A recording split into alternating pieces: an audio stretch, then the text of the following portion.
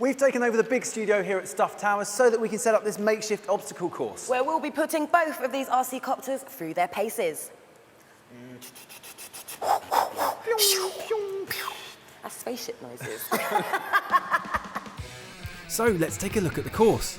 First we go under the low bar, then head around the 2 road signs and then come back over the high bar. Then it gets really tricky as we go through the hoops and finish off landing on the big red X in a nasty Dyson crosswind. I'm piloting the Gyro Fly, and while it might not be the most powerful of the two, it's small and nimble, so should make light work of some of the tighter obstacles. The Gyro Fly is a cut above most polystyrene rivals with its metal body and 3-channel control that makes it incredibly stable and easy to manoeuvre. Having said that, you will crash land a few times before you get the hang of it, but on the whole it copes with the abuse pretty well.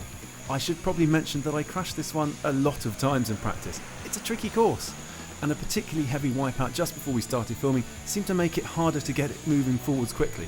Still, at £25, it's not going to be a complete disaster if the worst does happen, and there's a spare tail rotor included that will solve a lot of crash-related issues.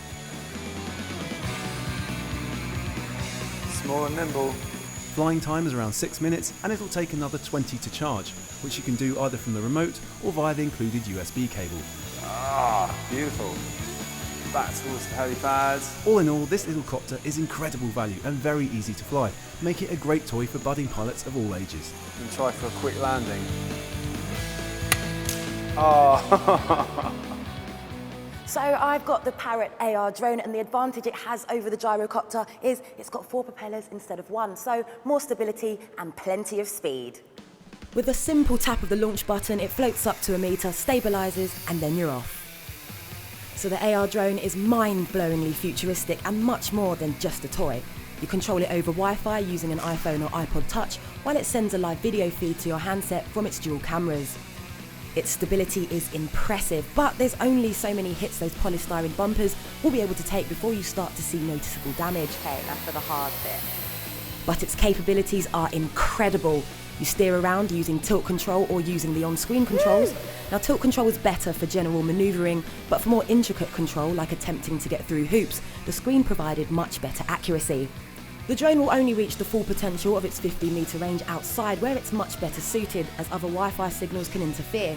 However, it's worth bearing in mind a full charge gives you just 10 to 15 minutes of flight time. Come on, in the hoop, in the hoop! So clearly there's a lot of fun to be had with the AR drone, and there's more to come. I'm talking about augmented reality games for dogfighting other drones. Sounds exciting, doesn't it? So, which was best? Well, we loved the Gyro Flyer dearly, but we couldn't help but be blown away by the power and high-techness of the Parrot Ar Drone.